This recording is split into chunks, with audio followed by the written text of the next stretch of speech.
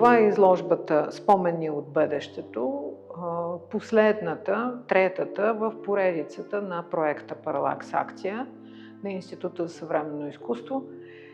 В тази изложба участват 4 автора, членовете на института, и тя е посветена като цяло на това какво оставяме ние чрез изкуството, което би могло да се превърне в спомени в един момент на бъдещето.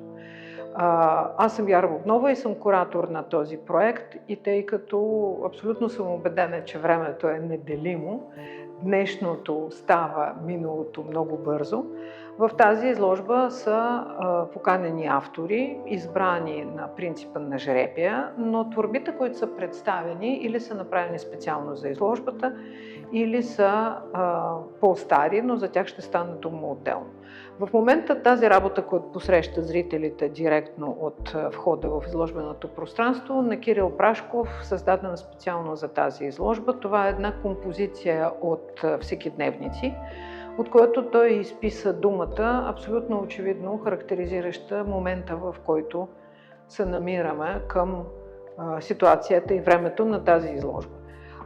На въпроса от какво човека, автора, може да го е срам, разбира се, от много всякакви обстоятелства, и в частност самият автор Кирил Прашков казва: всеки от нас е живял живота, в който поне за нещо винаги ти е срам. Усещането за отговорността и усещането за срама е много важно, очевидно, в политическата и обществената ситуация, в която ние се намираме сега.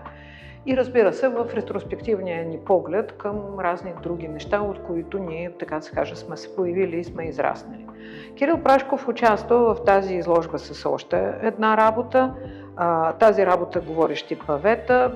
Тя е била предназначена за участие в едната от балканските изложби, а конкретно тази курирана от Рене Блок в Фредерицианум в Касъл през 1997 година. И в момента, в който художникът създаде тази работа, използвайки наистина намерени павета, някога покривали пътните платна и тротуарите в града, с идеята, че на паветата остават тези спомени, добри или лоши, които след това ние, минавайки отгоре, някакси ги слягаме и ги отъпкваме, и взаимоотношението ни с това минало е взаимоотношението именно с някаква основа, върху която се стъпва, за да се развива и да се процъфтява.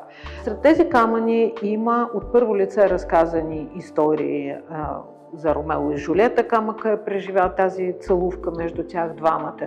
Единият от камъните е бил мятан по войници от различни страни и нации.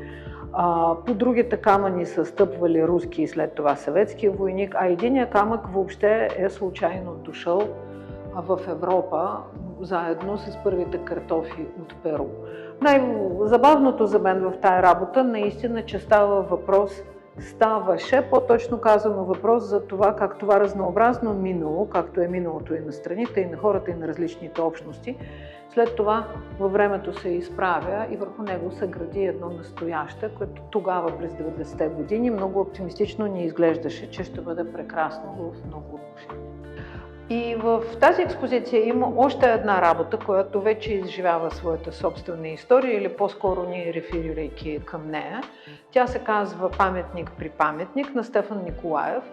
И това е една почти невероятна ситуация, как през 2003 година Стефан Николаев с разрешението на естествено администрацията на град Враца демонтира паметника на Христо Ботев, стоящ там към този момент в някаква малка градинка, и го пренася в град Клар в Швейцария при паметника на националния герой на тази част, на този кантон в Швейцария, Бенедикт Фонтана. И две неща, които са били много важни в тази експозиция: паметник на Христо Ботев, естествено, след това е върнат и в момента се намира в Историческия музей във Враца. Интересното в тази цялата история е това, че съмнението по повод на героизма и на паметниците и въобще значението на самата паметникова история в началото на 2000-те години ни се видя така много актуално. Кои са героите, кои са другите герои, какви са взаимоотношения с различна героизация. За това говореше работата на Стефан Николаев. имайки предвид, че паметника на Христо Ботев, който той транспортира на гости в Швейцария, е бил първият въобще в България паметник в публичното пространство на национален герой от 1890 година, който след това в историческия процес през 50-те години е бил преместен от централното си място в град Враца в някаква по-задънана междуквартална градинка. За по-новите в момента любители, ценители и посетители на изложби на съвременното изкуство, решихме с Стефан Николаев да представим самата ситуация по демонтажа и транспортирането на паметника, защото се опасявахме, че те могат да не ни повярват и ще решат, че това е някакъв фотошоп или някаква друга форма на дигитално преразполагане на монумента. Много е любопитно въобще само по себе си това взаимоотношение с паметниците, тази работа от 2003 година. След това, през последното десетилетие, ние сме преживяли много по-мащабно събаряне на паметниците в различни страни от много различни недоволни от героизацията на исторически персонажи, групи хора и цели страни сами по себе си. Много е любопитно, че в работата на Стефан Николаев има една деликатност по отношение към паметника. Той отива на гости, защото той практически не е нужен на своето собствено родно място. Тази инсталация на Мария Налбантова е свързана с темата, сюжета, взаимоотношенията, над което тя работи вече от години. Това е екологията, екосистемите, природните екосистеми и, разбира се, антропоцена, който влияе върху тия природни екосистеми, най-често много негативно.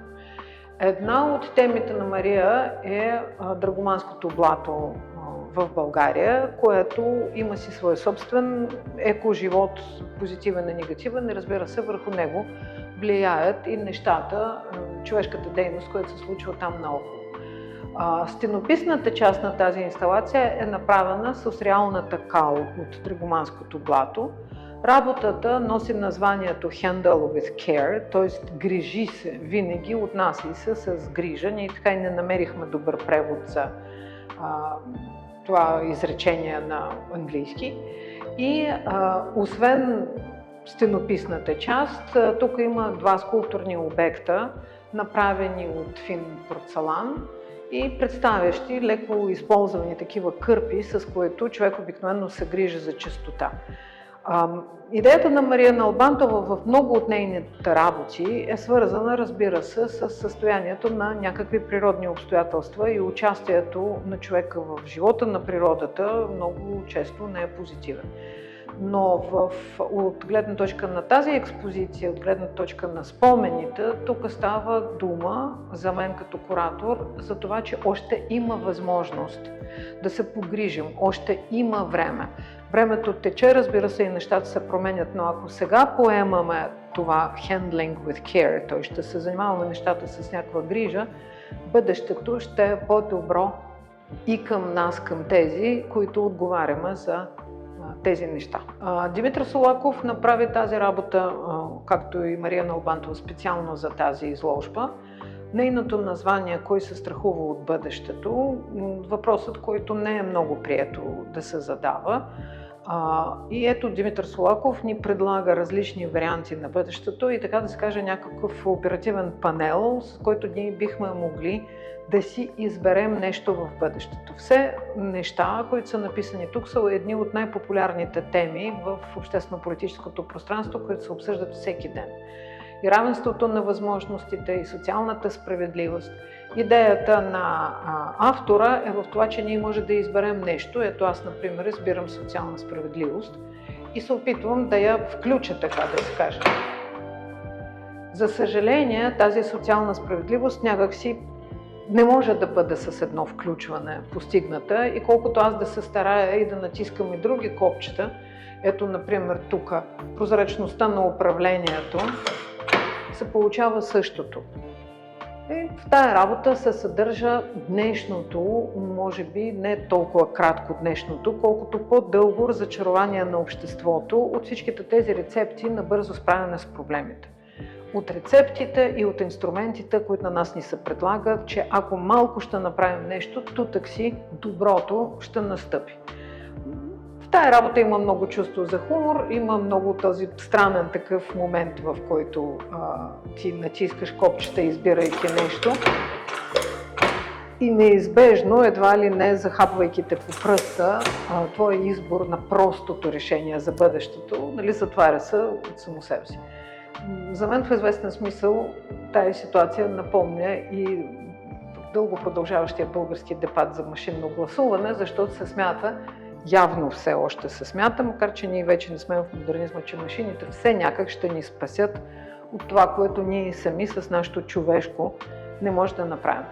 В известен смисъл в тая работа има и това преместване на художественото правене от традиционното, което ние познаваме, към много по-технологично, макар че, за съжаление, не е много оптимистично.